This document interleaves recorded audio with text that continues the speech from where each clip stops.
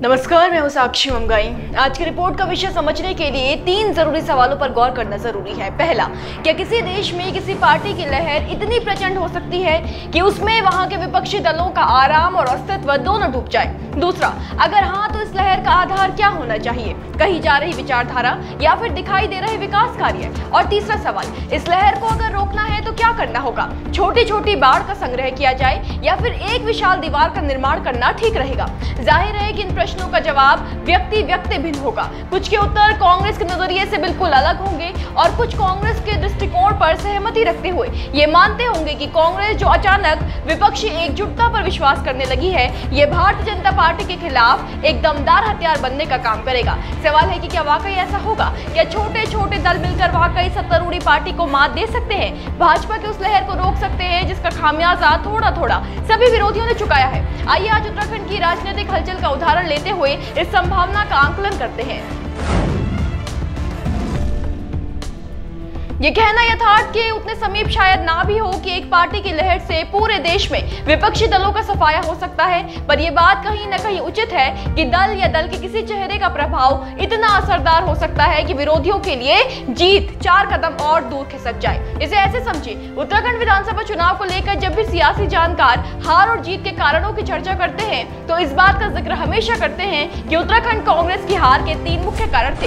अंतर्कलह चरम पर पहुंचना, चुनावों से ठीक पहले तुष्टीकरण की राजनीति का आरोप लग जाना और मोदी मैजिक का असर दिखना। यानी लहर का कहर तो विरोधियों पर 100% टूटता है। रही बात इसकी कि इसका आधार क्या होना चाहिए, आइए अब ये जानते हैं।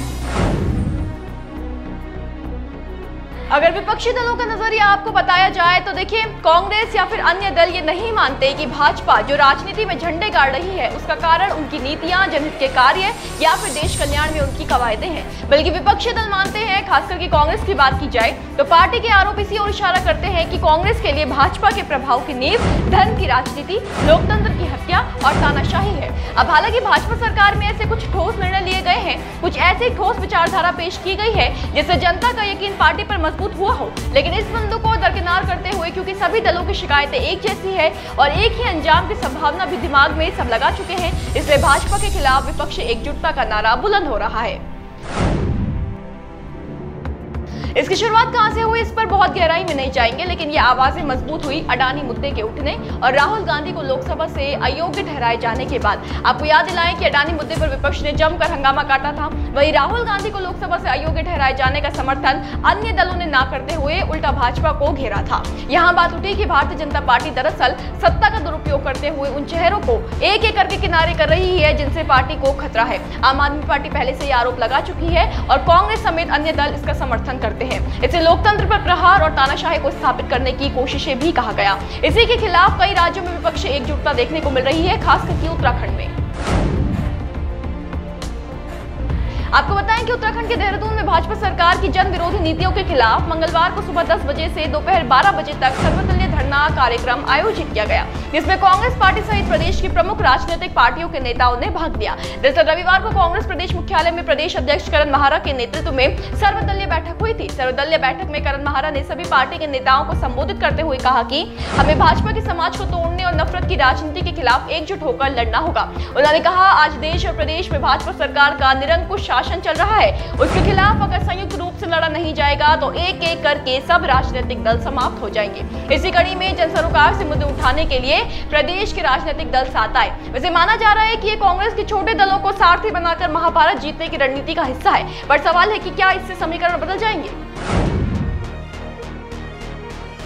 उत्तराखंड के संबंध में पहले तो विशेषज्ञ मानते हैं कि दलों का एक होना बहुत मुश्किल है। विचारधारा का एक स्थान पर आकर ठहरना यहाँ सरल नहीं।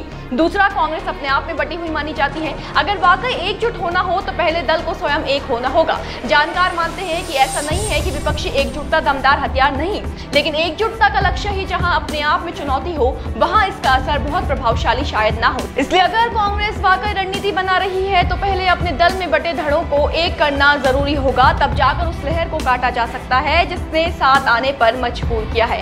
आज के लिए इतना ही, फिर हाजिर होंगे, बने रहें देवभूमि इनसाइडर के साथ। आज ही डाउनलोड करें देवभूमि इनसाइडर।